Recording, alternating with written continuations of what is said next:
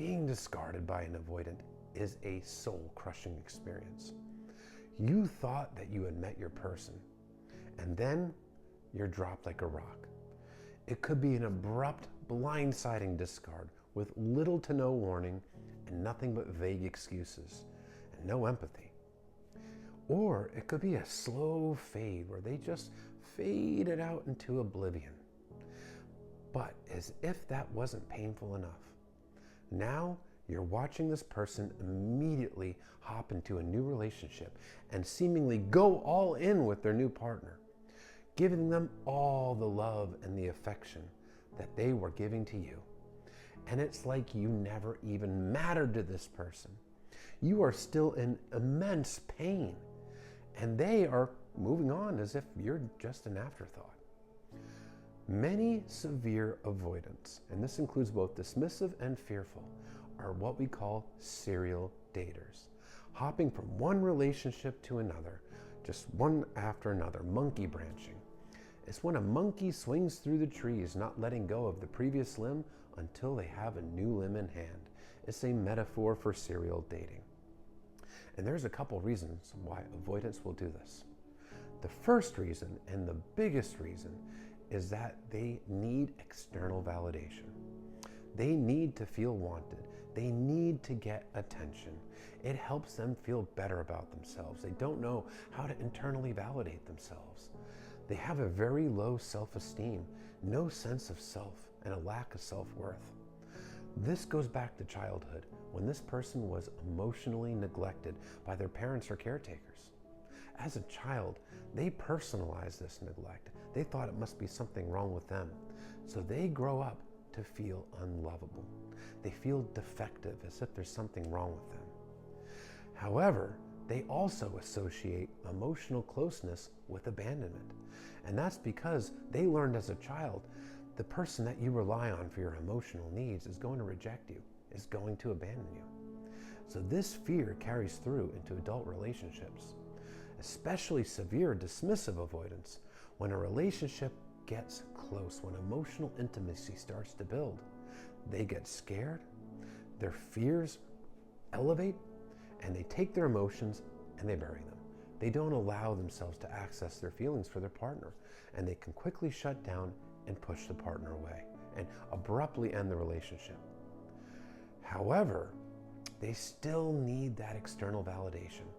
And since they blocked off their emotions for their ex, they are able to quickly move into a new relationship to soak up that validation, to get that dopamine, the oxytocin, the feel-good hormones that go off early in a relationship. It helps them feel better about themselves in the moment, and it helps numb the emotions that they don't want to face. It helps them feel overall less pain and more wanted and more validated. It just makes them feel better about themselves to constantly get that honeymoon phase attention.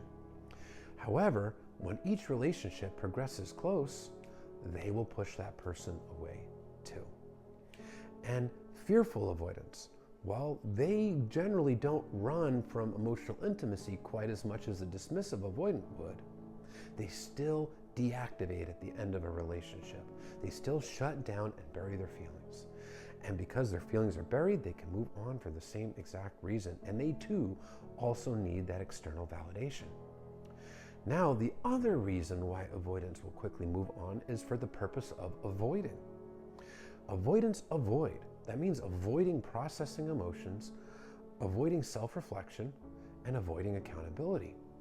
Because self-reflection means that they'd have to take accountability, reflect on how their actions impact others, and acknowledging that they hurt someone and did something wrong would trigger that core wound of defectiveness. They'd be confirming to themselves that they are unlovable and defective. That's too painful, so they can't go there and reflect on that. So, the new relationship is a distraction. It'll help preoccupy their mind so they do not have to face all the painful emotions of the breakup that they don't want to face. It'll help them avoid accountability because they're distracted by the new relationship. It is a method of avoiding. Now, When they move on, it is very, very painful, but it is not a reflection of you. It is not a reflection that you weren't good enough for them. What it is, it's a reflection of them and their own insecurities, their own lack of self-worth, being afraid to be emotionally available for a partner, fear of emotional intimacy. It's a reflection of their unhealed attachment wounds as well as their character, but it's not a reflection of you or anything you did wrong.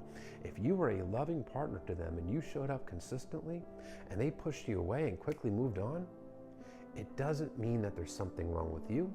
It doesn't mean that you weren't good enough.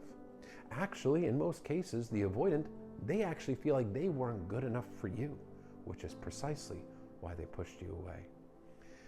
Don't beat yourself up or blame yourself, because you did not cause their unhealed attachment wounds from childhood. And understand, they're just as emotionally unavailable for the next person as they are for you. And then emotional intimacy is still going to be a problem with them. So understand, they don't just magically change for the next partner. They have to do deep work, deep self-reflection, radical accountability, and therapy. Lots of therapy with a licensed psychotherapist and a commitment to a change in behavior. They can do it, but it's a process that takes time. And if they're rebounding, rest assured, they are just as emotionally unavailable and avoidant with the next person.